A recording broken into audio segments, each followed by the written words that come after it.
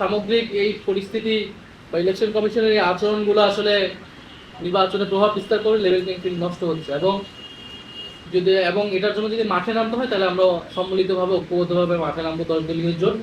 এটা নিয়ে আমাদের একটা প্রাথমিক কথা হয়েছে, কিন্তু আমরা মাঠে নেমে মানে এই ধরনের আন্দোলনের পরিস্থিতি তৈরি করি। আমরা নির্বাচনে যেতে চাই, আমাদের সব প্রার্থীরা রেডি হয়ে গেছে, আমরা অলরেডি গণভোটের প্রচারণা করছি।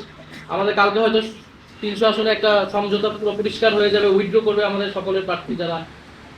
তো আমরা আসলে নির্বাচনের মাঠে যেতে চাই, কিন্তু আমাদেরকে যাতে আন্দোলনের মাঠে আনতে বাধ্য না করে নির্বাচন কমিশন।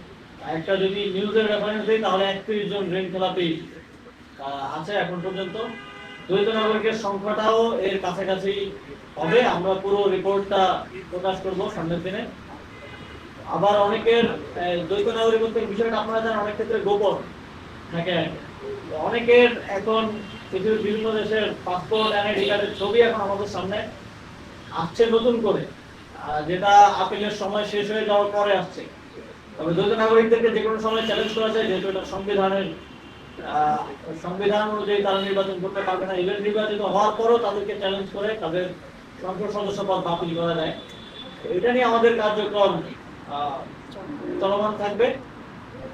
এবং আমি কালকেও বলেছি, আজকে আমাদের আহ্বায়ক বললেন যে নির্বাচন সুষ্ঠুভাবে আয়োজিত হবে এটা নিশ্চিত করা এবং সেই নির্বাচনে অংশগ্রহণ করার মাধ্যমে একটি গণতান্ত্রিক রূপান্তর আমরা বাংলাদেশে চাই, যার মাধ্যমে আমরা যে নতুন বাংলাদেশের স্বপ্ন 2024-এ গণভোটকাল দেখিয়েছিল সেটার বাস্তবায়ন, সেটার সুফলটা বাংলাদেশের মানুষ পাবে।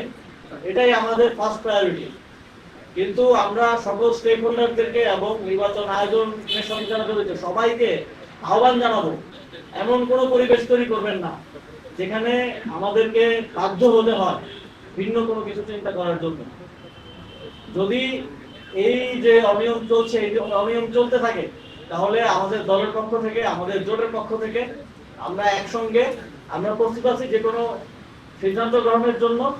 তবে আমাদের একটাই কমন আন্ডারস্ট্যান্ডিং যে আমরা এই নির্বাচনকে কোনোভাবে একটা সেটেল এবং বিগত 3টি নির্বাচনের মতো একটা পরিকল্পিত উপায়ে একটা নির্দিষ্ট দলকে বা গোষ্ঠীকে ক্ষমতায় আনার জন্য দেশের মানুষের ভোটাধিকারকে অবজ্ঞা করে একটা সেটেল নির্বাচন করতে আমরা দিব। ইলেকশন নিয়ে